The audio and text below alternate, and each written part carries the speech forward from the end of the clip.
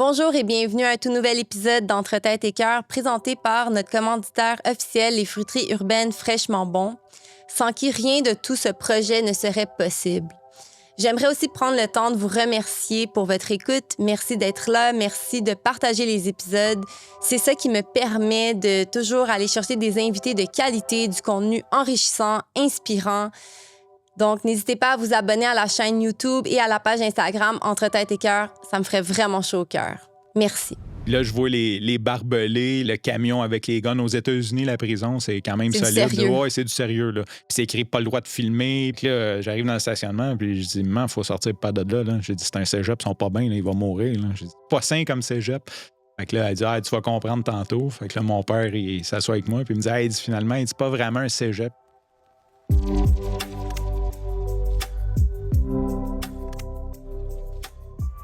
Papa, podcasteur, programmeur et ultramarathonien.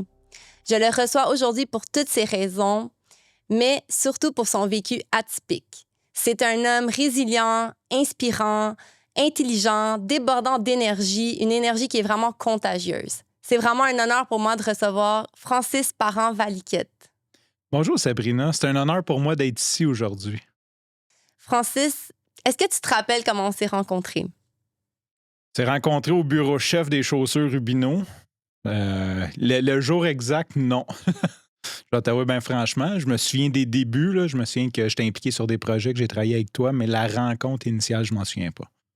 Écoute, moi, premièrement, c'est ça. Dans le fond, tu es rentré chez Rubino. Tu nous aidais pour notre site web à l'époque. Je pense que c'était comme autour de 2012-2013, si ma mémoire est bonne. Donc, tu étais plus en contact avec mes frères, mais rapidement, on a commencé à travailler ensemble parce que, dans le fond, je travaillais au niveau marketing, donc sur tous les projets qui consistaient, par exemple, les infolettres et tout ça. Donc, tu m'aidais. Mais rapidement, tu es devenue une source d'inspiration, mais aussi, tu avais comme je disais d'entrée de jeu, cette énergie contagieuse où tu n'avais pas peur de partager ton temps, de m'aider pour me rendre meilleure.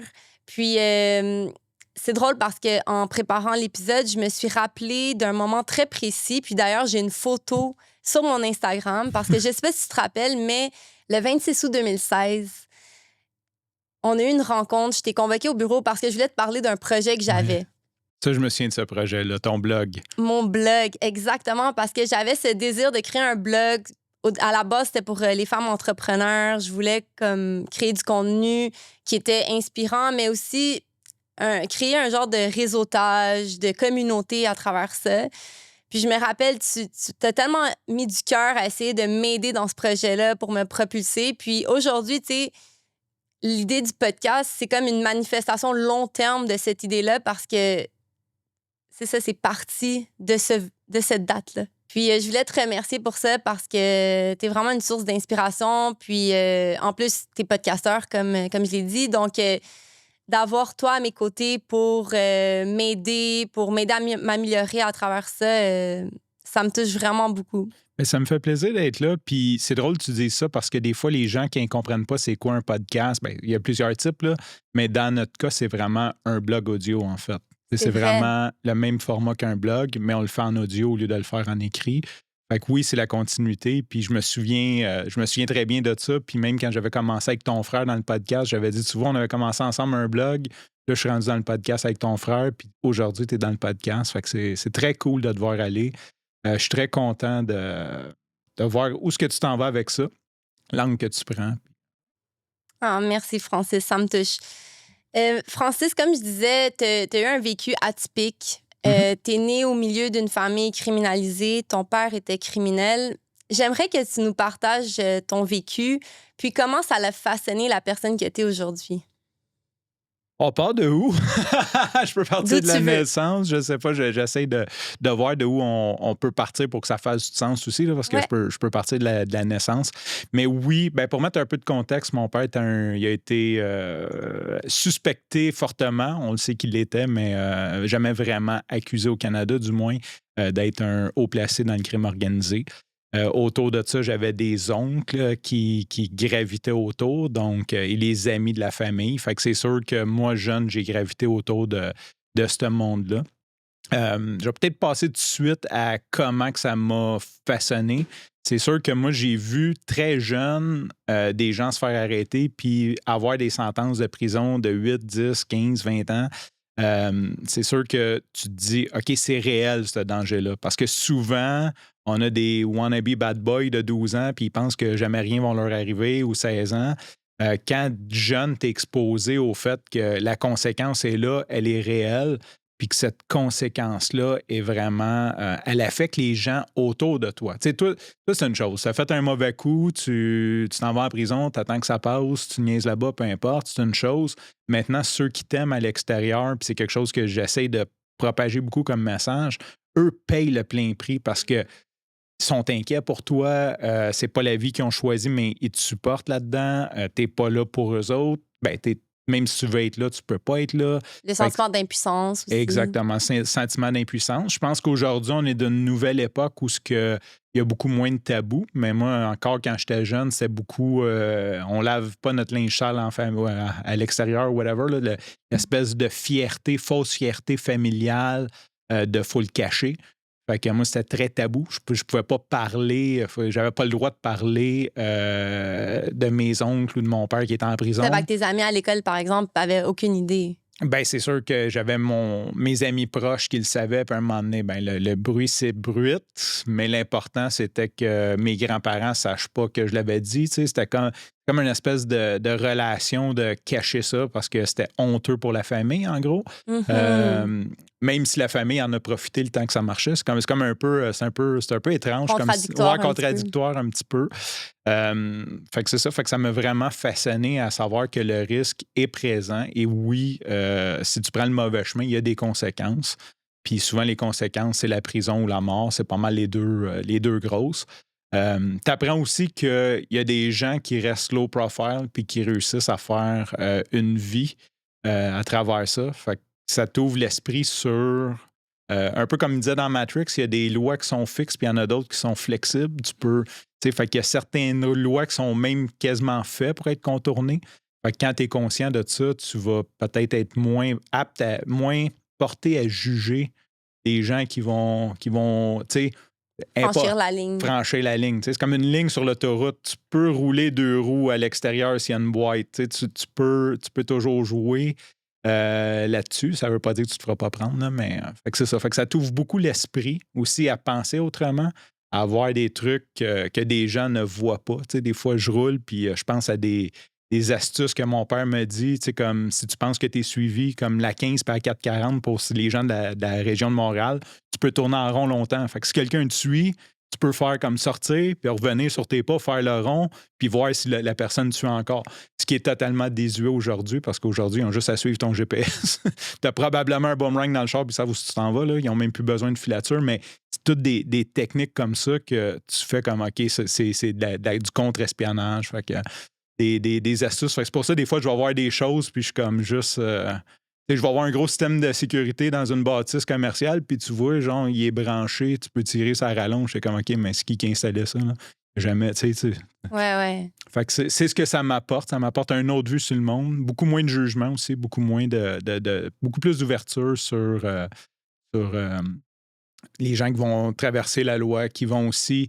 je comprends pourquoi ils le font. Tu sais, c'est pas visé contre les gens, généralement. C'est plus comme... ils veulent vivre autrement. Ils n'ont pas nécessairement c'est pas visé contre toi. Tu sais, quand tu te fais voler ton auto, là, le voleur, il se dit pas « m'a faire suer Sabrina puis m'a volé son auto ». Non, il y a une commande, veut faire de l'argent, c'est sa job, c'est son métier. Fait que tu te détaches beaucoup aussi des événements. C'est triste, c'est plate, ça fait Mais j'imagine que c'est le temps qui t'a permis de te détacher un petit peu. Comme oui, bien sûr. Quand tu étais jeune, comment tu l'as vécu? Parce que ton père, il n'était pas présent. C'était comment un peu la dynamique familiale? Bien, un peu comme je parlais de... Puis ça, je n'ai parlé sur d'autres podcasts. Ça, je sais que tu veux aller un peu plus dans l'exclusivité, mais un peu dans le contexte de c'est honteux, moi, ils me l'ont caché quand même relativement longtemps que mon père était en prison. Je dirais un bon 2 ans et demi, 3 ans que mon père était juste absent. Fait que tu le sais à quel âge? Je l'ai su à 8 ans et demi, mettons, Okay. quelque chose comme ça. Fait que ce qu'il me disait, c'est que mon père était professeur d'anglais, puis qui était dans un cégep, puis mon grand-père, c'était un gars qui faisait juste raconter des histoires qui se tenaient pas de bout. Fait que lui, c'était son fun de rajouter des éléments pour que ça fasse pas de sens, mais d'essayer que tout le monde fasse du sens avec ça. Lui, il trouvait ça bien drôle. Fait que pour ajouter une couche, il disait qu'il était à Taïwan. Fait que j'imagine très bien qu'à un moment donné, après une gorgée de son café, c'était écrit Made in Taiwan, puis j'ai demandé You, mon père, il m'a dit à Taïwan. Puis là, fait que là, moi, je disais à tout le monde que mon père était prof de cégep à Taïwan, puis qui enseignait l'anglais aux Taïwanais, puis fait que déjà là, c'était très masqué. Je me souviens pas où ce que j'allais avec ta question, mais c'était un petit peu ça, le contexte. Non, c'est ça, je te demandais comment tu l'avais appris. C'est ça. Donc, après... Après, je m'en vais. Ma mère m'amène en prison où ce que mon père était. Il était aux États-Unis, très proche, dans l'État de New York, finalement. C'était loin de Taïwan. Fait que je savais pas qu'on pouvait se rendre à Taïwan en auto. Fait que ma mère m'a amené là. Elle ne m'a pas dit que c'était une prison. Fait que moi, je m'en allais d'un cégep voir mon père. Dans un cégep. Puis là, je vois les barbelés, le camion avec les guns aux États-Unis, la prison, c'est quand même solide. Ouais, c'est du sérieux, là. Puis c'est écrit pas le droit de filmer, puis tu sais, comme c'est comme pas le droit d'approche, t'as pas d'affaires là. Puis là, j'arrive dans le stationnement, puis je dis, maman, il faut sortir pas de là. J'ai dit, c'est un cégep, ils sont pas bien, là, il va mourir. Là. J'ai dit, c'est pas un cégep, c'est pas sain comme cégep. Fait que là, elle dit, tu vas comprendre tantôt. Fait que là, mon père, il s'assoit avec moi, puis il me dit, il dit, finalement, il dit, pas vraiment un cégep, il dit, c'est une prison. Okay, c'est lui qui te l'a annoncé. Ouais, c'est lui qui me l'a annoncé. Fait qu'ils ont quand même laissé la chance à lui de me le dire. Par contre, ce qui est très drôle, c'est que quand j'ai dit, mais qu'est-ce que tu fais ici? Il m'a dit, j'ai pas payé mes impôts. Alors que c'était pas tout à fait ça. Il s'était fait arrêter pour import-export de cocaïne. Là. Fait que ma mère, je me souviendrai tout le temps, ma mère avait la main dans la face. Elle était comme... il dit, paye tes impôts. Fait que, écoutez, c'est sérieux de ne pas payer ses impôts. Fait que c'est ça. C'était un peu comme ça, je l'ai appris. Puis là, et à ce moment-là, est-ce que tu étais dans le sentiment de honte? C'était quoi comment tu te sentais face à ça? Ben, je dirais que j'étais un peu questionneur. J'étais comme, OK, mais on ne met pas des gens en prison parce qu'ils n'ont pas payé d'impôts, surtout en dehors de ton pays. J'étais quand même jeune, mais j'étais comme, OK, mais ça marche pas l'histoire. J'étais plus questionneur. Je me souviens pas d'avoir eu honte. Juste comme mais exemple, surpris. Quand tu as su après, je pense que c'est 1 an plus tard, tu as vraiment lu dans le Journal de Montréal, vraiment tu as su un peu la cause de pourquoi il était en prison. Oui, exactement. Si ma mémoire est bonne. Puis c'était quoi quand tu as su la vraie raison? J'étais à la limite fier, je pense. Comme ça fait déjà, on date du millénaire dernier, mais je pense, pas fier, tu sais, comme, mais j'étais comme, OK, je me souviens pas d'avoir eu de sentiments négatifs, je te dirais, là, c'était juste comme, OK, c'est ça, bon, je me suis fait avoir un peu. En même temps, ça explique la richesse qu'il y avait, fait que, tu sais, c'est comme, tout fait beaucoup plus de sens que je n'ai pas payé mes impôts. Fait que c'est ça, je me souviens pas de l'avoir mal pris, j'étais juste comme un peu... En fait, c'est mon ami qui lisait le journal à voix haute. Là, c'était comme un peu awkward que je l'apprenne par mon ami versus comme de mes parents. Ça, c'est un peu bizarre, mais... Mais c'est une façon de te protéger, j'imagine, aussi. Oui, à l'époque, c'est ce qu'il croyait qu'il était bien de faire. Puis toi, comment t'as fait pour justement ne pas tomber dans la criminalité? J'ai ma théorie là-dessus. Je pense que tu nais avec ça ou tu nais pas. C'est comme naître, là. Puis j'ai juste pas ce gène-là, tu sais. J'aimerais ça, mais je suis comme juste trop caring à propos des autres. Comme, je pourrais pas... Je me sentirais mal de voler ton camion, je me sentirais mal pour toi. Je me dirais, OK, ben là, demain, elle ne pourra pas aller travailler, il va falloir qu'elle... C'est juste comme, tu sais, c'est pas... Je l'ai pas. Ils disent que c'est 1% de la population, mais tous ceux que j'ai connus, c'est comme on dirait que je sais pas si l'environnement, si c'est façonné, c'est quoi, s'il passe par-dessus, mais j'ai pas ce gène-là. Je suis un peu heureux. Tu sais, l'autre affaire, c'est que j'ai peur des conséquences. Je suis pas. Parce que tu es conscient aussi des conséquences pour l'avoir vu de tes propres yeux. Exactement. J'ai juste comme. Ça a été quand même. Ça n'a pas été dur pour moi. Tu sais, c'était juste. Ça me fascine. Je trouve ça. Puis comme je disais, de l'ouverture, je trouve ça fou. J'ai quasiment une admiration sans en avoir une. Là. Je sais pas, il doit y avoir un mot précis pour ça, de dire, OK, moi, je me fous des règles, puis je fais ce que je veux. Puis qui perdure dans le temps. Je suis juste comme comment que ces gens-là réussissent. Oui, c'est comme vivre dans un film. Tu sais, c'est comme... Ouais. comme le super-héros là, qui est là, puis que tout est permis. Oui, exactement. Tout est permis, mais tout n'est pas permis, mais il sait qu'il y a des conséquences, mais il va le faire pareil. Ouais. Puis il veut. Surtout, j'aime beaucoup ceux qui assument les conséquences, tu sais, comme. Ouais. C'est ceux qui se font pogner, là. Tu sais, il y en avait un qui est mort, là, Raymond Boulanger, là, quand il s'est fait arrêter, puis il a fait le clin d'œil, puis qu'après, il est comme, ben oui, je l'ai fait, tu sais, puis c'est comme, j'étais un bum. Tu sais, j'aime cette attitude-là, plus que genre, ah, mais c'est pas de ma faute, puis tu sais, ceux qui l'assument vraiment, puis c'est comme, j'ai comme un respect de dire, ils le font, ils l'assument, ouais. Mais d'ailleurs aussi, je pense que dans la façon que ça a été façonné, tu donnes comme un peu une mission d'utiliser ta voix, ton vécu pour aider justement des jeunes qui peut-être sont issus de familles criminalisées ou des personnes qui voudraient juger des familles issues des familles criminelles. Est-ce que c'est comme une mission, un rôle que tu te donnes ou pourquoi tu te donnes ce rôle-là? Ben, mon père est mort, juste pour mettre en contexte, parce qu'on ne l'a pas dit avant. D'ailleurs, on n'a pas mentionné son nom aussi. Fait que, ben, c'est Roger Valiquette. Il est mort, il s'est fait tirer en plein jour dans un stationnement. Puis excuse-moi aussi de t'interrompre, Francis, mais parce que dans le fond, il faisait de l'import-export de cocaïne, mais c'était un prêteur à gages. Exactement. Okay. Puis, ben, si tu suis l'ordre logique de la criminalité, dans le fond, souvent le vol d'auto, recel, c'est comme le club-école. Après, quand tu grimpes dans les échelons, c'est la drogue. Puis l'échelon supérieur, c'est le prêt parce que rendu à ce niveau-là, t'es intouchable. Tu ne deals pas directement avec le produit.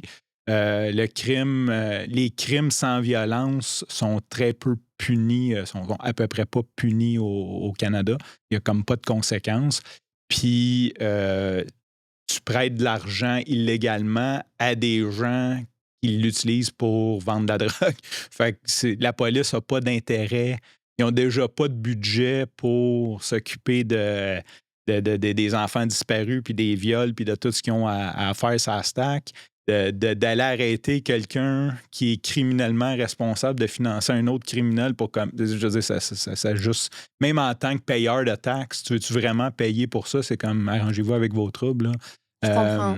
Fait que tu deviens intouchable, quasiment intouchable. Il y a des prêteurs sur gage qui se font arrêter, mais c'est quand même très rare. Là. Je pense que le dernier gros, c'était le père à José Théodore. Puis, on voit pas ça dans le journal souvent. Là. Quand tu es rendu à ce niveau-là, ben, tu deals plus directement. Puis c'est des taux d'intérêt qui sont faramineux. Là. Je veux dire, c'est de l'argent, c'est d'imprimer de l'argent. Puis d'ailleurs, mon père, il me l'a dit carrément, quand il a commencé à vendre de la drogue, il était assez près d'un Shylock. Puis à chaque semaine, il payait les intérêts, puis il disait, mec, je fasse de l'argent à m'emprunter. C'est comme ça qu'il a compris la game. Parce qu'à l'époque, il avait emprunté 20 000 puis c'était 6 % par semaine. Fait qu'il disait à toutes les semaines, c'était 1200 $, il fallait que j'aille porter. Fait que j'ai compris que d'un coup que t'en as... Il y avait quelque chose à faire. Ouais, c'est très gros. Puis tu disais, dans le fond, là, il s'est fait assassiner en 2013. Exact. Puis toi, à ce moment-là, tu avais contact avec ton père? Oui. Il était de retour. On avait quand même on avait une bonne relation. Parce qu'il était aussi en prison, dans le fond. Quand tu l'as visité, il a été combien d'années en prison? Il a fait 10 ans. 10 ans en prison. 10 ans en prison. Il est parti, j'avais 5 ans. Il a été 2 ans caché en cavale au Mexique. Okay. Puis après, il s'est rendu pour sa peine. Il avait pogné 20 ans, mais la façon qu'ils l'ont arrêté, c'était inconstitutionnel. Fait que théoriquement, il n'aurait pas dû faire une seconde de prison. Pas qu'il n'avait pas commis le crime, mais il y avait une erreur de procédure. Fait qu'après 10 ans, il a réussi à avoir un deuxième procès puis sortir. Puis d'être libéré de tout, pas sans antécédent, mais dans le fond, il est éclairé aux États-Unis. Puis quand il est sorti de prison, puis vous avez repris contact, est-ce qu'il est retourné dans ses pratiques criminelles? Oui, clairement. Clairement, OK. Puis, ça a été quoi ta réaction d'apprendre sa mort? Je m'y attendais. Je veux dire, j'ai été entraîné pas mal toute ma vie là-dessus. Tu sais, j'ai été... aussi le côté analyseur que j'ai. Tu sais, j'analysais la situation, puis il y avait 2 choix. C'est soit qu'il se faisait arrêter, c'est soit qu'il se faisait tirer. Aujourd'hui, on est dans l'ère de l'information de l'Internet. Moi, quand j'étais jeune, c'était la radio, la télé, les journaux. C'est sûr que si je roulais en voiture puis disais perquisition, grosse arrestation, Je montais le son, j'étais OK, c'est-tu lui, c'est-tu lui, c'est-tu lui. C'était comme, je savais qu'un jour ou l'autre, ça allait arriver. Les probabilités, s'il y en a qui ont écouté Narcos, les policiers disent la différence entre les criminels et nous autres, c'est que les criminels, ils doivent être chanceux à tous les coups, puis nous, on doit être chanceux juste une seule fois. Fait qu'il y a un moment donné que ça marche pas. Quand tu fais ça overtime, c'est sûr qu'à un moment donné, tu vas te faire prendre. C'est comme impensable de penser que tu te feras jamais prendre. Fait que j'étais préparé à ça. Ça n'a pas été une surprise versus ton père est un travailleur honnête, il travaille dans un magasin, puis là, t'es comme... il se fait tirer parce qu'il y a eu un hold-up, ça vire mal. Tu dis, OK, je ne m'attendais pas à ça. Moi, j'étais on n'est jamais prêt, mais j'étais préparé. Tu sais, ça n'a pas été comme un choc. C'est comme, OK, c'est arrivé. Okay. Mon Dieu. Je pense à ce moment-là, ta fille venait de naître aussi. Elle est née un mois plus tard. Fait un mois plus tard, OK. Ma femme est enceinte. Elle avait la grosse bédaine. J'étais en retard pour faire la chambre du bébé. Fait que la chambre du bébé était encore un bureau. C'était juste une semaine avant Noël, c'est le 18 décembre. Fait que, ouais, c'est ça. Puis, ça a été quoi l'impact sur ta santé mentale, sur ton bien-être, comme, tu sais, tout ton vécu? Parce que si on n'a pas parlé de ta relation avec ta mère, mais comme, disons, ton enfance et comment tu l'as vécu, ça a été quoi les répercussions, disons, plus négatives au niveau de ta santé mentale? Il va en rester pas mal. J'ai pas la Il faudrait juste voir comment je vis, puis on pourrait en discuter. Ben, c'est sûr que je comprenais rien. Je veux dire, comme j'étais juste perdu, juste comme tu essaies de faire sens de tout ça. Beaucoup de. L'autre chose qu'on n'a pas dit, c'est que j'avais une mère dysfonctionnelle. Fait que là, je me ramasse enfant d'une femme monoparentale, alcoolique, dysfonctionnelle. Probablement des troubles mentaux non diagnostiqués, automédicamentés sur la drogue, sur l'alcool. Fait que j'essaie juste de survivre là-dedans. Tu sais, j'ai pas de... je sais pas. Comme vraiment, ça me prendrait vraiment un recul puis me dire, mais clairement, je suis pas bien, là. Je suis pas un enfant heureux, je suis pas... Mais tu étais aussi enfant unique. J'étais enfant unique, exactement. Fait que je suis pas un enfant heureux, je suis pas un enfant qui a la joie de vivre puis l'inconscience, là. C'est déjà jeune, ma mère paye pas le loyer puis c'est moi qui deal avec le propriétaire pour pas qu'on se fasse mettre dehors. Puis, fait que déjà, tu devais prendre responsabilité, tu devais prendre le rôle d'être l'homme de la maison. Là. Exact. Fait que j'étais comme le père de ma mère, mais j'avais les responsabilités de l'homme de la maison, mais à un enfant. Ces responsabilités-là ne m'appartenaient pas. Beaucoup de charge mentale, beaucoup de ouais. vas-tu réussir, on va-tu faire mettre dehors, on va-tu manger, on va-tu... d'insécurité, beaucoup d'insécurité, c'est ça. Ça a causé beaucoup de ça, clairement. Pour te connaître, je sais que justement, tu es allé chercher beaucoup de ressources d'aide externe. Peux-tu nous parler un peu du cheminement personnel que tu as fait puis de l'aide que tu es allé chercher? Bien, c'est sûr qu'à la base, quand t'es jeune, c'est comme, surtout quand tu grandis dans un milieu comme ça, j'étais plus comme j'ai pas de problème, c'est les autres qui ont des problèmes. Là. Comme on dit, si une journée tu croises quelqu'un qui est mal commode, bon, t'as croisé un trou de cul. Si une journée tu croises 5 personnes qui sont mal commodes, c'est peut-être toi le trou de cul. Fait que c'était probablement moi, mais j'étais comme non, c'est les autres, ils comprennent pas, puis ci, puis ça. Puis à un moment donné, ben, j'ai commencé, en fait, mon cheminement a vraiment plus commencé par une remise en forme parce que. J'étais gros, je pesais, j'étais obèse en fait, obèse morbide. D'ailleurs, je voulais en parler plus tard, mais tu peux en parler maintenant, c'est super intéressant. Parce que c'est ça qui a fait vraiment mon envie d'aller mieux. On dirait que c'est comme un peu un train qui a, ben, peut-être pas un train, mais c'est une roue qui tourne. Fait que j'ai commencé par me remettre en forme. Avec quel âge? À 30 ans. À 30 ans? Quand ma fille allait naître, là, j'ai comme, peut-être un peu avant 28, j'ai commencé à intégrer un peu plus de sport, puis... me remettre en forme. Puis plus que je me mettais en forme, bien, plus je me sentais bien. Puis parce que tu étais en surpoids. Exactement, j'étais en surpoids. J'avais comme une centaine de livres de plus qu'aujourd'hui, le chiffre exact là, à déterminer.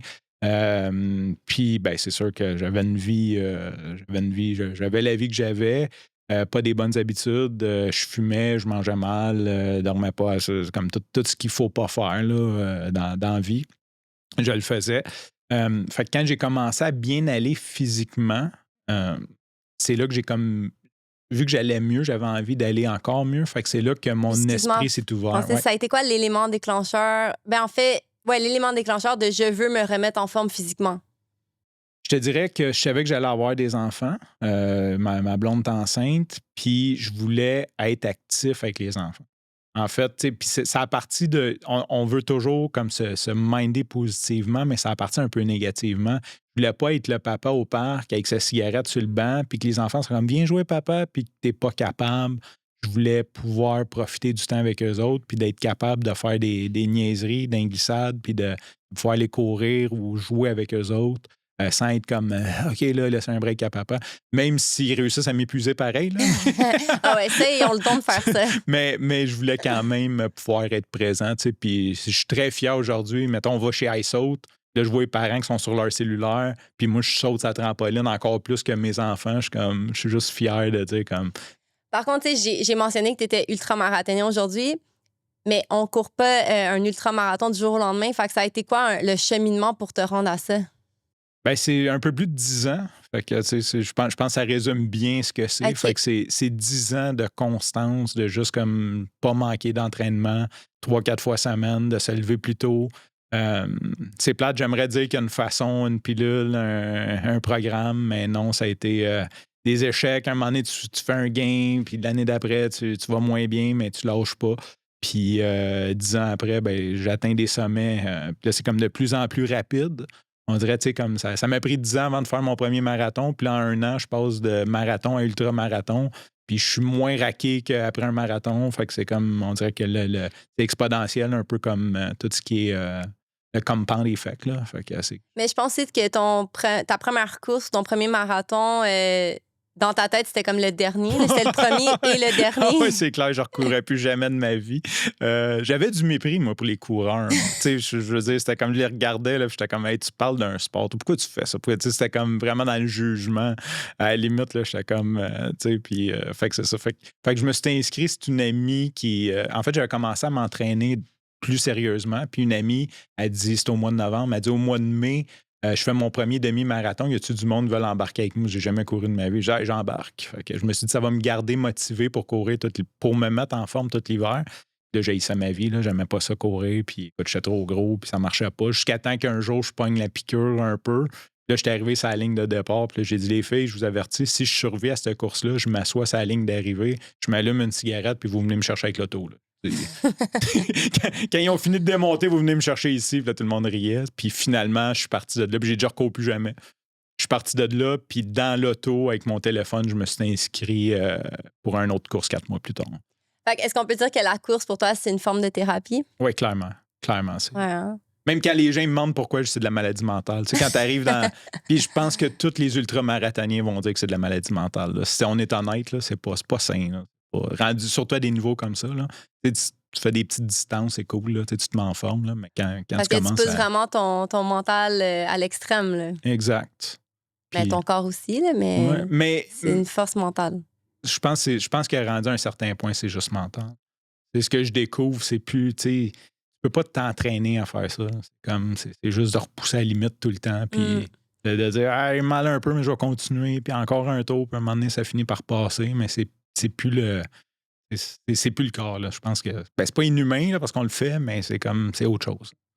Mais d'ailleurs, je veux partager mon expérience personnelle parce que, en fait, pour ceux qui ne savent pas, c'est grâce à Francis que j'ai couru cette année mon premier 10 km à vie. Donc, une course à Ottawa. Puis, sincèrement, j'ai toujours été un peu sportive. J'ai joué au soccer longtemps, mais j'avais jamais couru de ma vie plus que 5 km. Puis, pour moi, c'était comme impensable. Vraiment, là, je pensais pas être capable de le faire. C'est vraiment avec ton parcours qui est tellement inspirant. Puis, on va en parler après de comme ta deuxième mission de vie, là, d'aider les gens à se remettre en forme. Là. Puis là, je te voyais aller. Mes frères ont commencé à s'entraîner avec toi. Puis je trouvais ça tellement beau. Puis j'étais comme, attends, comme moi aussi, peut-être que je serais capable de le faire. Puis je me rappelle, c'était en octobre-novembre l'année dernière. Puis je t'ai dit, un jour, comme j'aimerais vraiment ça, courir avec toi, ou comme j'aimerais faire un marathon. Ouais. Je pense que c'est ça que j'ai dit. C'est ça que tu as dit. Au Gala Rubino. Je pense que c'est le 27 octobre. Tu vois? Oh, wow, t'as une bonne mémoire. Ouais, c'est ça. Octobre, novembre, c'est ça que je me rappelais. Puis tu m'as dit, ben commence par t'inscrire à une course. Puis au début, on visait le 5 km. Finalement, je me suis inscrite au 10. Puis tout l'hiver, tu m'as coachée, on s'est entraînés ensemble, j'ai fait quelques courses avec toi. Puis c'était vraiment comme ton mindset. Puis tout ça, comme j'étais comme, OK, comme peut-être que je suis capable de le faire. Puis dans le fond, mon corps était capable. C'était justement le mental que je devais convaincre, là. Puis j'étais tellement fière de moi parce que en mai 2024, j'ai couru mon premier 10 km en 58 minutes. J'attendais, là, j'étais là, si elle le dit pas, là, je vais le pousser en 58 minutes. Fait que t'as fait un très bon temps. Ouais. Puis, ouais, parce qu'au début, je te disais, si on le fait à 1h10, puis en plus, je pensais que ça allait être smooth. J'ai dit, je vais le faire avec toi, ça va être smooth. Là, Oui, parce que Francis courait le marathon le lendemain. Fait que, lui, il pensait que ça allait être une petite course pour m'accompagner. Finalement, un warm-up race. Fait que là, ça a été un petit peu plus intense. Mais c'est ça que je veux un peu illustrer aujourd'hui parce que souvent, on pense que c'est pas possible, c'est impossible, puis on n'est pas capable. Puis moi, j'étais la première à penser ça. Là. Je suis comme, mais non, impossible, je serais jamais capable de courir 10 km. Puis tu sais, j'étais stressée, mais je savais que je m'étais entraînée, j'étais prête, mais c'était quand même un travail mental. Puis le 58 minutes, j'aime le mentionner, là, mais ça, c'était de la manifestation, de la visualisation. Là. Je me suis réveillée, j'ai vu 58 dans ma tête, puis j'ai comme décidé de focusser toute la journée sur ce chiffre-là, alors que j'avais jamais couru un 10 km en 58 minutes. Là. Fait que, tu sais, c'est ça. Je pense que tout est possible, si on veut vraiment. Ben moi, il y a quelqu'un à un moment donné qui me dit le plus dur, c'est d'y croire. Puis comme d'un coup que tu crois en toi, que tu crois en ton projet, que tu crois que tu vas le réussir, Ouais. le reste, c'est pas que ça se fait tout seul, c'est pas magique. Là, on s'entend, il y a des efforts à faire, puis tu les as fait. Mais après, ça décolle. Mais c'est d'y croire. C'est sûr que si tu commences par dire je serai jamais capable, même si je t'entraîne, si ton mindset n'est pas là, tu dis je serai jamais capable, tu n'y arriveras pas. Là. Je veux dire, il faut que tu y crois. Tu veux y croire, puis après, après c'est plus facile. D'un coup que tu y crois, c'est plus facile. Mais d'ailleurs, là, si je retourne un petit peu en arrière, c'était quoi cette aide externe ou ce cheminement personnel que tu as fait avant de te rendre? Ben là, tu sais, je sais que tu as commencé avec l'entraînement physique, mais ensuite, c'est quoi l'aide que tu es allé chercher pour ton mental? Ben, en fait, c'est juste comme. Je crois beaucoup à l'énergie de la vie, puis on en a déjà parlé un moment donné d'un souper. Juste la vie a bien fait les choses, comme ils m'ont mis les bonnes personnes aux bons endroits, au bon moment. Fait que j'ai commencé à m'intéresser à ça. J'ai commencé à faire un peu de lecture, écouter des podcasts, de voir que des gens ont réussi. Puis j'ai commencé, moi, dans le fond, ça a commencé vraiment là, comme le côté mental, un peu plus ce travail, c'est à PCM. J'ai rencontré des formateurs PCM, la gang de Se Comprendre. Pour ceux qui ne connaissent pas, c'est quoi la PCM? Ouais, c'est le Process Communication Model. C'est un framework de communication qui a été développé en fait, qui a été financé par la NASA, donc qui est utilisé par la NASA, qui est utilisé par beaucoup d'instances gouvernementales. Dans le fond, c'est une façon facile, puis on ne tombe pas dans des boîtes, mais de comprendre les perceptions des autres. Puis de pouvoir justement comprendre que quand la personne te parle, ce qu'elle dit, c'est dans sa perception. Puis de l'interpréter. Mais l'idée de base, c'est de bien se connaître soi-même, savoir ce qui nous stresse pour pouvoir. Tu sais, un philosophe, là, je ne sais pas si c'est Socrate ou whatever, il disait connais-toi et tu connaîtras connais-toi toi-même et tu connaîtras le reste du monde, là, quelque chose dans ces phrases-là. Ouais. Avec la PCM, c'est ça. C'est que d'un coup que tu te connais, tu sais ce qui te stresse, tu sais c'est quoi tes irritants, tu sais comment que les styles d'interaction vont interagir, bien, tu es beaucoup plus apte à te détacher de ça puis dire, OK, là, je suis en train de tomber en stress. Pourquoi je tombe en stress?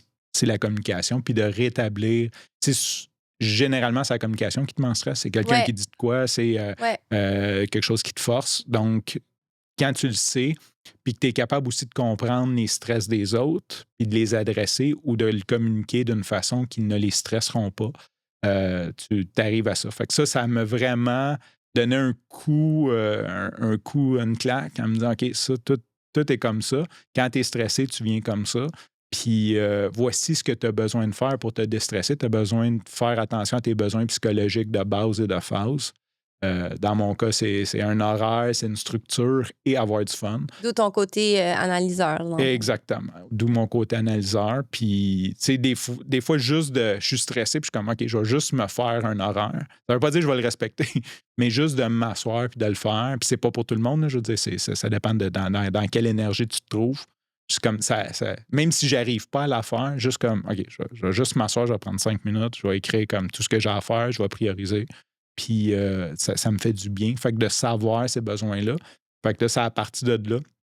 Puis après, j'ai rencontré, là, j'ai continué à écouter des podcasts, comme écouter Le développement le personnel. développement Peux-tu personnel. nommer des noms, par exemple, que tu C'est fais, sûr ou... qu'il est moins développement personnel, mais Tim Ferriss, qui interviewe plein de high achievers, eux aussi ont souvent eu des struggles avec leur développement personnel et par la bande disent comme qu'est-ce qu'ils ont utilisé, dont la méditation transcendantale que je pratique, ça vient de tous les high achievers de Tim Ferriss. J'étais comme, OK, lui, je pense que si tout le monde a dit que ça donne des bons résultats pour eux, ça va sûrement en donner pour moi.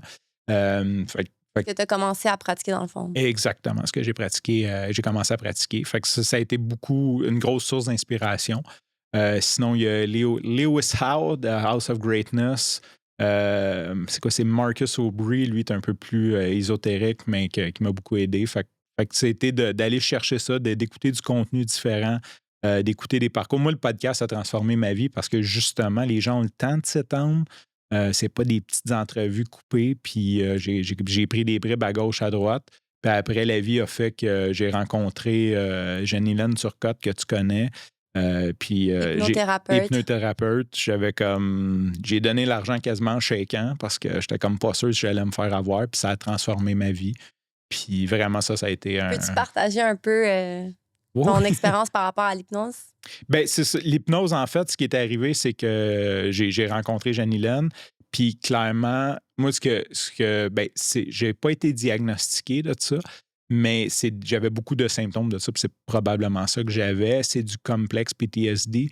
C'est que les syndromes post-traumatiques, on l'associe beaucoup à il est arrivé un gros événement, puis là, tu as peur que ce gros événement-là revienne. Tandis que le complexe, c'est que tu es exposé en permanence à des petits événements, mais les effets sont tout aussi néfastes. Mais tu n'as pas. Tu sais, c'est facile de dire le gars il est allé à la guerre, puis il y a une bombe qui a sauté d'en face, puis il a peur qu'il y ait une bombe qui saute d'en face tout le temps. Tu fais le lien assez vite. Mais un enfant qui a été tout le temps mis sous stress pendant toute sa jeunesse, pourquoi que des fois il pète une bulle? C'est comme, OK, mais il est juste comme, il est fou. Fait que moi, ce que j'avais, c'était des colères historiques. Fait que des fois, je pouvais m'enrager, mais tu sais, comme la situation me faisait penser à une situation que j'ai vécue. C'était démesuré. C'était démesuré. Puis là, tu étais comme, mais fâche-toi pas de même, là, il n'est rien arrivé. Parce qu'il y avait un bagage derrière cette frustration-là. Exactement. Puis dès la première séance, ça a juste comme disparu. Wow. Ça a disparu. Puis ce qui est hot, c'est que toi, ça a disparu, mais les gens, ils pensent tous que t'es coucou. Fait que là, ils ont peur. Puis t'es comme, non, c'est fini, pas de trouble, man. Comme, ouais, non, je te connais, toi, je te connais.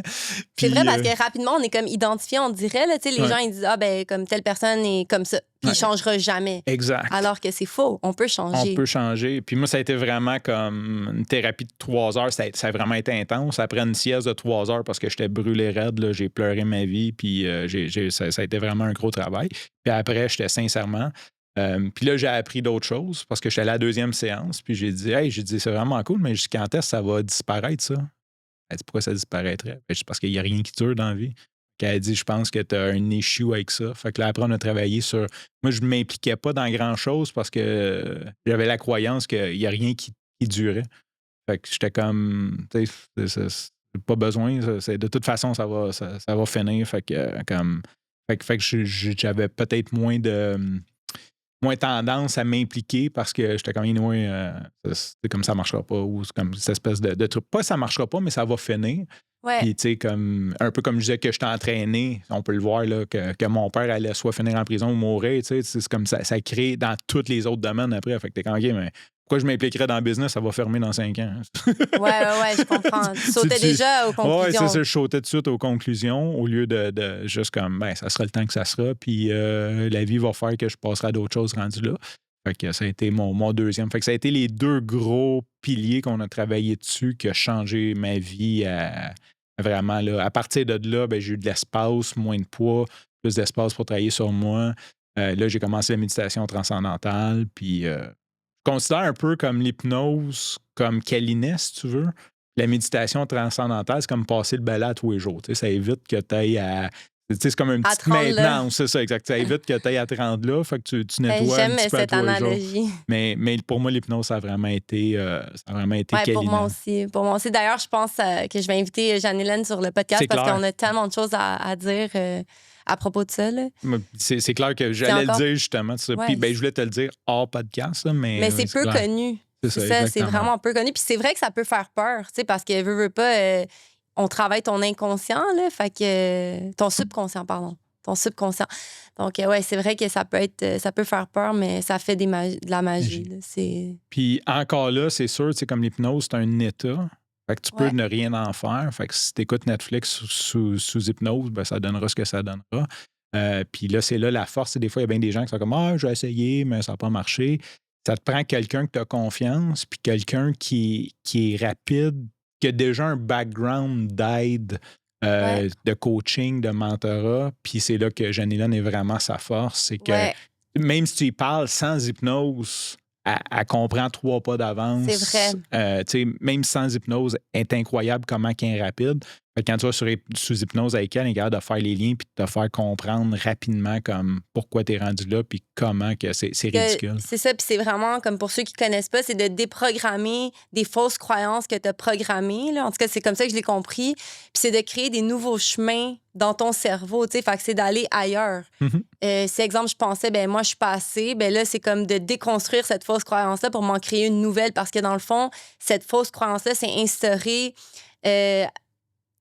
dans ma vie, par exemple, à cause d'une situation que j'ai vécue ou simplement une chose que quelqu'un m'a dit que là, j'ai intégré puis que pour moi, c'est devenu ma réalité alors que c'est complètement faux. Exact.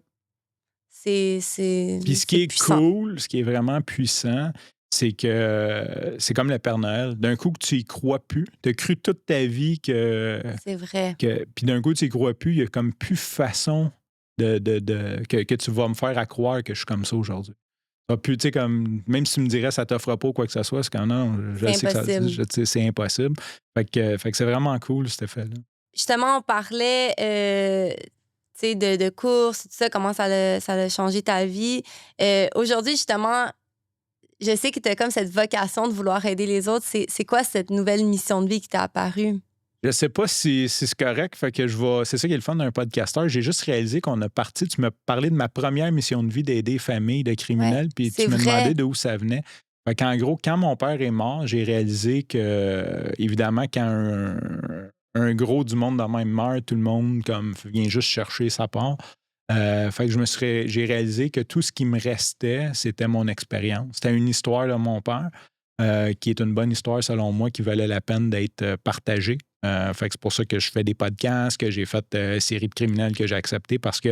Oui, le documentaire avec Annie Soleil, Proto et Félix Séguin, Famille de criminels. Exactement. Puis je me suis dit, ce qui me reste de ça, c'est mon expérience.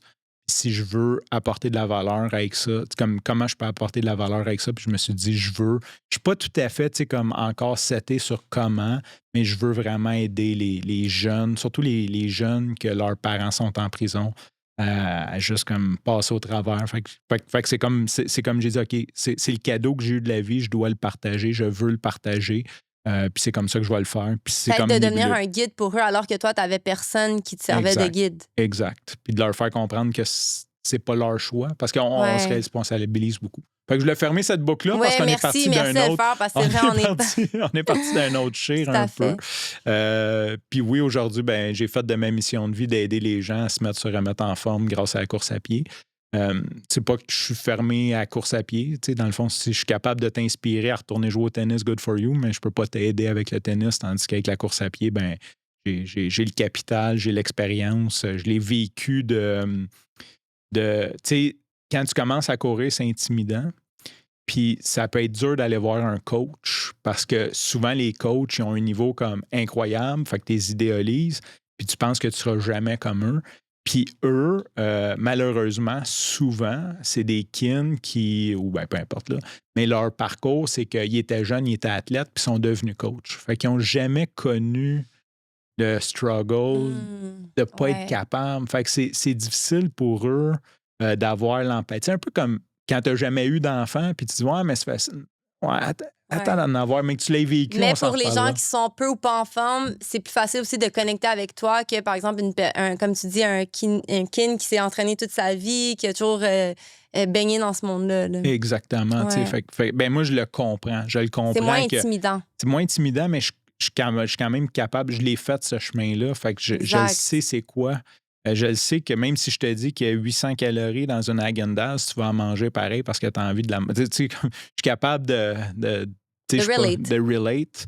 Puis je suis capable aussi de sortir du côté peut-être plus pragmatique de si je me suis toujours entraîné puis j'ai eu des coachs puis que j'ai réussi à monter un certain niveau. Fait que mais d'ailleurs, c'est ça que j'ai toujours apprécié de toi, là, comme en me pratiquant à la course avec toi, c'est que je sentais pas cette pression-là. Comme puis tu sais aussi, t'es très... tu fais attention qu'on se blesse pas. Fait que tu sais, c'est pas dans comme...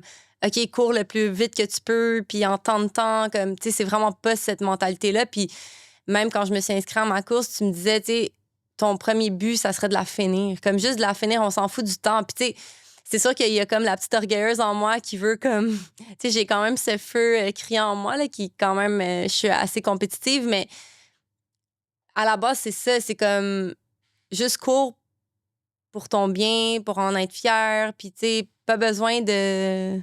En fait, quand tu enlèves la pression, tu t'enlèves la pression, c'est là que tu réussis. Fait que mon but, c'est d'enlever la pression. Si je t'avais dit on va le faire en 58, tu aurais stressé toute l'année à dire mais je serai jamais capable parce que là, je vais le faire en 1h05, puis il faut que je gagne 7 minutes, puis il me reste 3 mois, tu l'aurais calculé. Fait que quand tu enlèves la pression, tu as l'espace. C'est souvent beaucoup plus néfaste, la pression, un peu comme on se couche le soir, on est fatigué puis on n'arrive pas à s'endormir. Mais ce qui est néfaste, c'est que tu dis OK, mais j'arrive pas à dormir, demain, il faut que je me lève tôt, je vais être fatigué. C'est beaucoup plus néfaste ça que juste pas dormir. Le lâcher prise. Le lâcher prise. Fait que c'est sûr que si on réussit à enlever la pression puis dire, regarde, ça va être le premier. De toute façon, ton premier, si tu le termines, ça va être ton personal best. C'est vrai.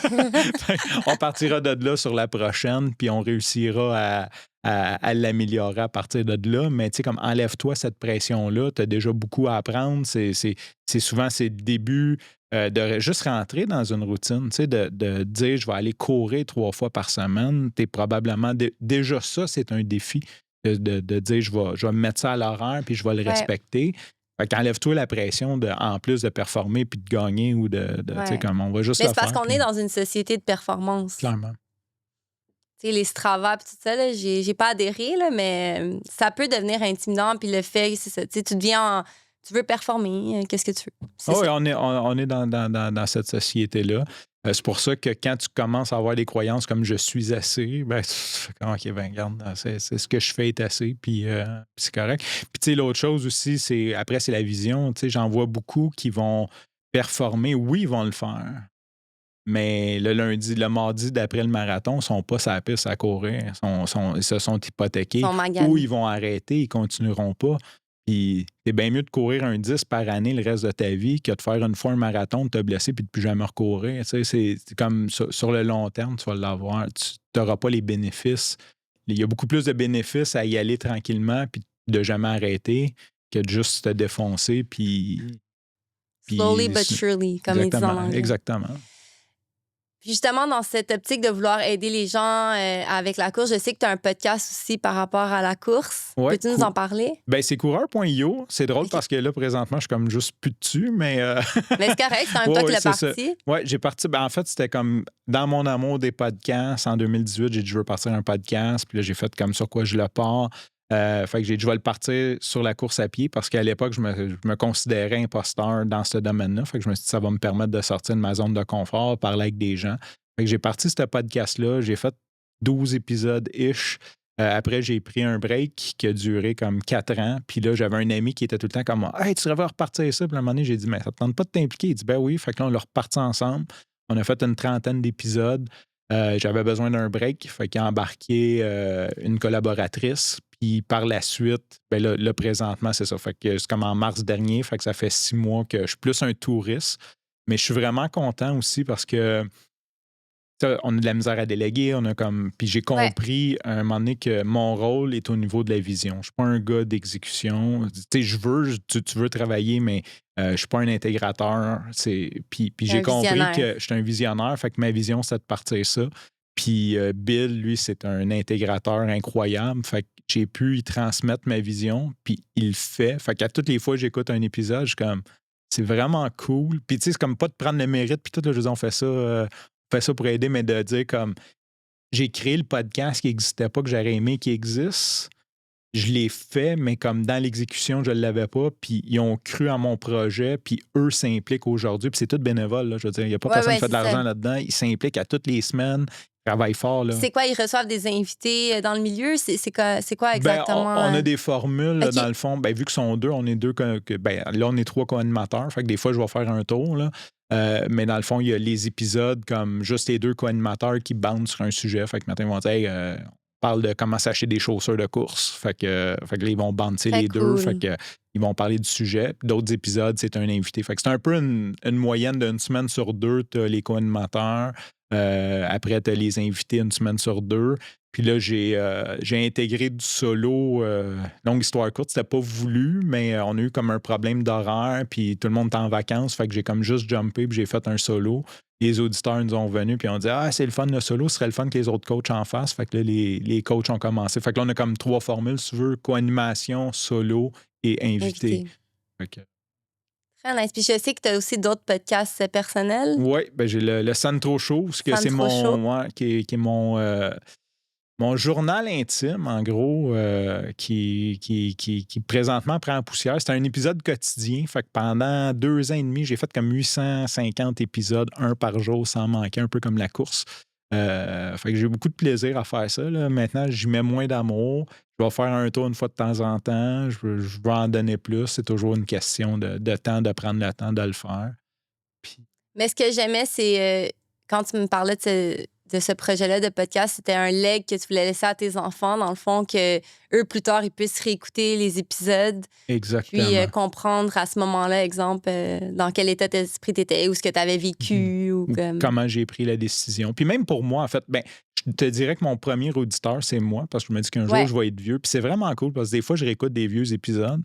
Puis je suis comme, oh, si tu me demandes de raconter la même histoire, le même événement, je le raconterai pas pareil, parce que le temps a passé, il y a un lâcher-prise, il y a un détachement. Fait que quand je suis capable de capturer ces moments-là, c'est vraiment nice. Fait que je me dis que quand je vais être vieux, je vais juste réécouter ça, puis ça va comme me faire du bien. Puis l'idée a parti de Son of Anarchy, parce que dans Son of Anarchy, c'est une série, là, c'est des motards. Puis le fils, c'était comme le père d'un fils qui est mort, qui avait parti ça. Puis lui, je journalais tous les jours sa vision du groupe de motards. Puis son fils le lit, puis il se rend compte comme que la vision n'est pas respectée. Mais je me disais, tu imagines si j'avais un journal de comment que mon père a choisi ses décisions, si je pouvais lire. Wow. C'est sûr que mon père, étant criminel, il laissait le moins de traces possible. Quand il écrivait de quoi, il le brûlait puis il le mettait dans les toilettes. Fait que c'est impossible que je trouve ça. Mais je me suis dit, ça serait un beau leg à laisser à mes enfants. Fait que ça a comme un peu parti de là. C'est beau la boucle que tu fais.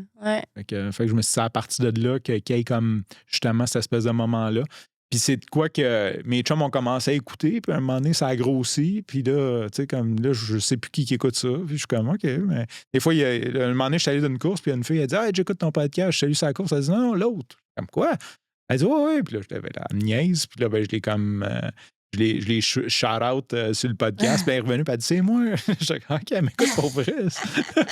Mais oui, c'est sûr. Oui, mais je veux dire, c'est quand même, tu sais, c'est un moment dans mon intimité, puis je fais ce mais que quand même, c'est public, là. Oui, c'est public. C'est ton but aussi que ça soit public. Oui, là. le but, c'est que je le partage. Si t'aimes ça, t'écoutes ça. Puis, tu sais, de faire du bien, puis des fois aussi, je pense qu'il y a des gens qui relate. Mais je trouve que c'est beau aussi de voir les gens dans leur vérité aussi, là. Comme, tu sais, tu parles... de ton vécu, de tes expériences. C'est très authentique, là. C'est ça. Fait que c'est nice. Comme les gens, justement, ils peuvent connecter avec toi puis en apprendre sur toi, là, parce que souvent aussi, on garde des choses pour nous. Puis c'est peut-être plus facile en l'écrivant ou en le disant comme de manière solo. Ouais. Non? Oh oui, ben oui, c'est clair. C'est clair, puis c'est vraiment cool. Je suis vraiment content de tous ceux qui écoutent ça, mais tu sais, des fois, t'es comme... Au début, quand ça a commencé à monter, je sais quoi, c'est-tu des stalkers? C'est comme... mais, fait que non, c'est vraiment... Mais tu vois, on sait jamais c'est qui qu'on peut toucher. Tu sais, quel cœur on peut atteindre avec un podcast, un épisode, un post de blog, un post Facebook, Instagram. Tu sais, bref, comme on sait jamais qui peut relate. Puis un des plus beaux cadeaux, je savais même pas qu'il écoutait le podcast. si la blonde d'un de mes chums, elle dit, il est tombé sur ton podcast par erreur, il l'écoute à tous les jours, puis ça lui fait du bien, tu sais. Mais c'est un chum Wow. qu'on se voit pas souvent. À un moment donné, la vie nous a séparés parce qu'on a des enfants chacun de notre bord, puis lui, il reste à Châteauguay, moi à Montréal. Puis là, sa blonde a dit, je sais que ça lui fait vraiment, tu sais, comme merci, ça lui fait vraiment du bien de se rappeler de son vieux chum. Puis tu sais, je compte des anecdotes des fois, sûrement avec lui, puis tout, fait qu'il peut relate. C'est comme, OK, je fais pas ça pour rien. Tu sais, j'ai au moins il y a au moins une personne que ça make him feel good. Puis, Je suis sûre plus qu'une ouais, personne. c'est clair. Plus qu'une personne. C'est quoi l'héritage que tu aimerais laisser à tes enfants, comme les valeurs à travers ton histoire? Qu'est-ce que tu aimerais leur transmettre? Ben, qui sont capables, je dirais, qui sont capables. J'aimerais l'ouverture d'esprit, leur montrer que il y a tout le monde a sa façon de voir le monde, tout le monde a sa perception. C'est pas mal, c'est pas mauvais, c'est pas parce que tu as une vision plus fermée, plus ouverte. C'est juste comme d'avoir cette espèce d'ouverture-là. Puis comme je disais, c'est sûr que moi, j'ai le leg de passé criminel. Mes chums m'appellent le pirate parce qu'il y a un moment donné que les lois, surtout quand tu le fais, je pense avec une bonne intention, les règles en place peuvent prendre le côté puis d'en être conscient. Oui, il y a des règles.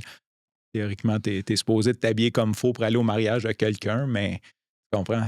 Ça peut être correct de se mettre des chaussures fluo.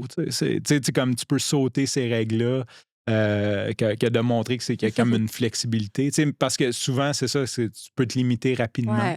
Fait que de montrer que je les encourage pas à faire des mauvais coups, mais que c'est ça, que reste ouvert, crois pas nécessairement que c'est si rigide que ça, que le cadre est flexible, puis fais ce que tu as envie de faire. Dans le fond, là, on n'est pas ici. On peut décider, notre vie est une toile blanche, puis on peut décider ce qu'on dessine dessus. Malheureusement, souvent, on se fait imposer des choses, puis on reste dans ce cadre-là, mais tu décides d'être le personnage, assume-les. Tu décides d'être le Joker puis de foutre le trouble, ben assume-les, mais tu comprends, tu peux l'être. Comme tu peux être la personne qui aide d'autres mondes, comme tu peux être ce que tu veux. Fait que juste cette ouverture d'esprit-là, ça serait mon héritage de faites ce que. Écoutez pas les autres, en fait. Faites ce que vous. Ouais. C'est un beau leg. Ouais, c'est inspirant, c'est touchant. Je pensais pas aller là, mais je sais, tu fais preuve de douance. Francis, t'es une personne plus intelligente que la moyenne, on va le dire. Ben, merci. Non, mais c'est vrai. Mais j'aimerais que tu en parles comme c'est quoi les bons et les mauvais côtés de faire preuve de douance? Ben, on en a parlé quelques reprises. J'ai pas de diagnostic. Fait que là, puis je pense que c'est relativement nouveau. Je pense que quand j'étais jeune, c'était pas tant connu.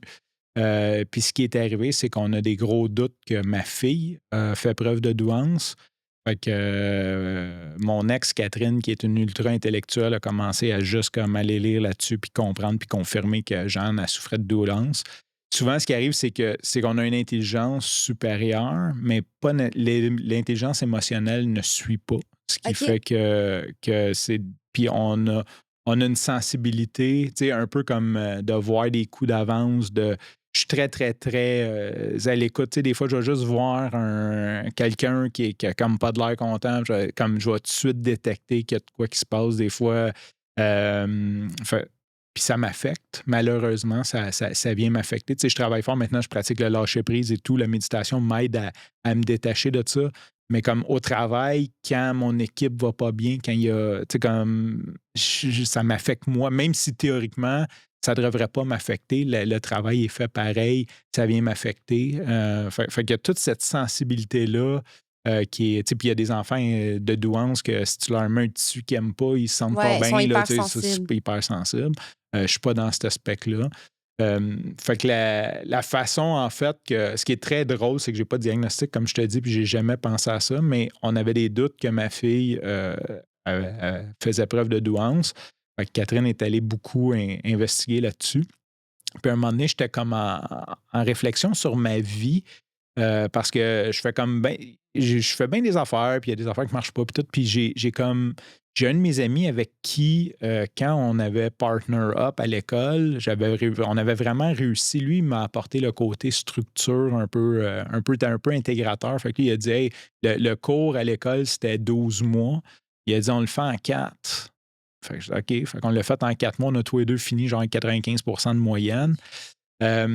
Puis à un moment donné, j'étais comme, pourquoi comme quand je fais mes projets tout seul, j'y arrive pas? Puis ça faisait longtemps que je n'y avais pas parlé. Fait que j'ai envoyé un message sur Messenger. Puis je dis, hey man, je suis encore en grosse réflexion dans ma vie. Puis comme, tu peux-tu me dire comme qu'est-ce qu'on faisait ensemble qui faisait que nos projets marchaient? Puis que comme là, je suis pas capable.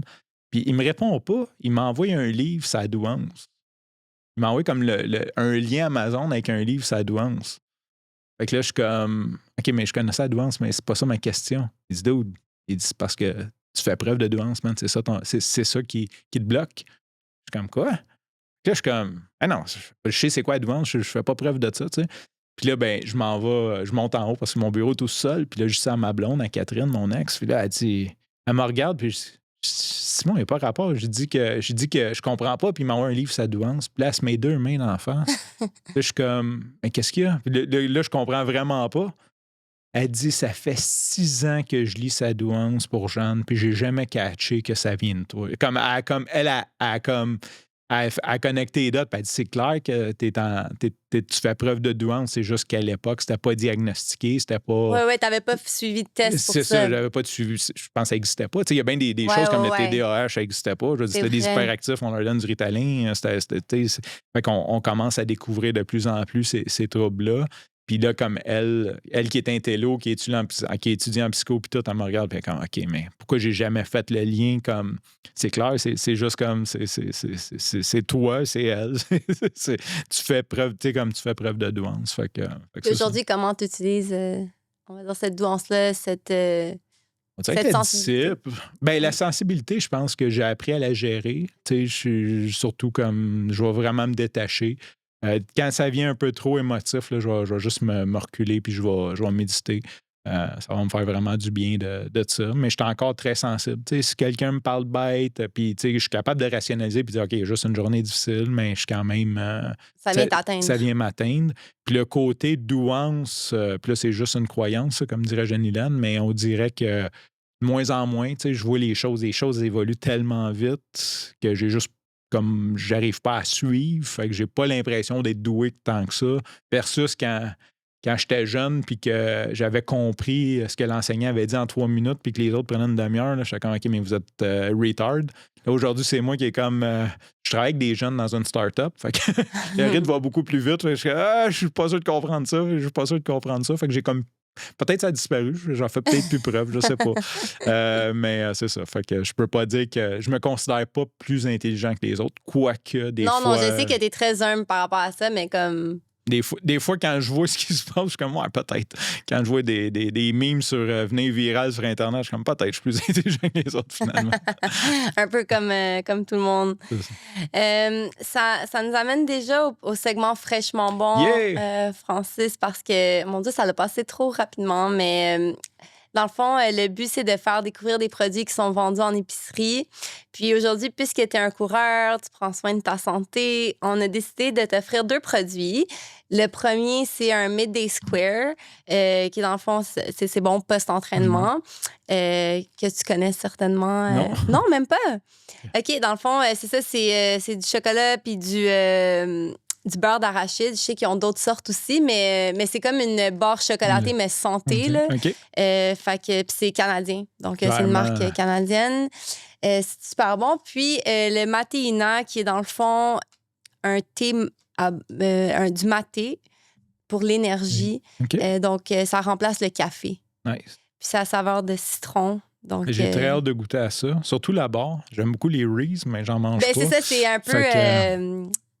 similaire. C'est similaire. Moi, mon bonheur dans la vie, c'est de manger mes rôtis au beurre d'arachide le matin avec mon café. Genre, c'est comme... Je suis au top of the world. Bon, ben, tu vas être satisfait Simple avec pleasure. ça. Fait que là, m'envoie mon midday treat. Exactement. T'as tout compris. Donc, les produits, bien évidemment, peuvent se retrouver en épicerie. Donc, ils ont 5 adresses à Montréal. Vous pouvez visiter leurs adresses au fraîchementbon.ca. Ça m'amène déjà à ma dernière question, Francis, du podcast. de façon impulsive, prends-tu plus tes décisions avec la tête ou avec le cœur? Eh boy, ça, c'est une bonne question. De façon impulsive, je dirais beaucoup avec le cœur, mais je travaille beaucoup à laisser un délai Oh! entre le moment et le temps que je passe à l'action, justement pour laisser déposer. Parce que quand je prends ma décision avec le cœur, des fois, tu vas faire c'est impulsif. Fait que des fois, tu te dis, OK, pourquoi j'ai fait ça? Puis, tu passes par le struggle de t'excuser. Fait que souvent, mettons une réponse par courriel impulsive, je vais l'écrire, mais je ne l'enverrai pas. Puis le lendemain matin, je vais le relayer. Puis une fois sur deux, j'en efface beaucoup. Puis l'autre fois sur deux, je fais comme, je peux juste me gérer. Là. J'ai comme pas besoin d'embarquer là-dedans. Mais t'es le premier invité qui mentionne ça, puis je trouve ça super intéressant, l'angle que t'apportes, parce que c'est vrai, tu sais, comme moi, la première, là, je vais dire comme oui d'emblée ou souvent, ou comme je vais prendre des décisions plus impulsives, mais j'aime ce temps-là, comme tu dis, de juste se déposer, de comme, OK, quelque chose m'est proposé ou j'ai une décision à prendre, mais je vais prendre le temps d'y réfléchir. Avec ma tête, mais avec mon cœur aussi, mais tu sais. Oh, oui, bien, l'équilibre entre les deux, mais de laisser le temps. Ouais. Je travaille beaucoup là-dessus à justement pas dire oui d'emblée, puis de juste comme de répondre au lieu de répondre oui ou non, juste comme laisse-moi le temps, je te reviens demain. J'adore ça. Hey, merci beaucoup pour merci à toi, ça a passé trop vite. Trop vite. J'ai l'impression qu'on aurait pu parler pendant des heures et des heures. Tu viendras sur le Centre Show, on va parler pendant des heures. Avec plaisir, j'aimerais vraiment ça. Pour ceux qui ont été interpellés par l'épisode, comment ils peuvent te rejoindre, Francis?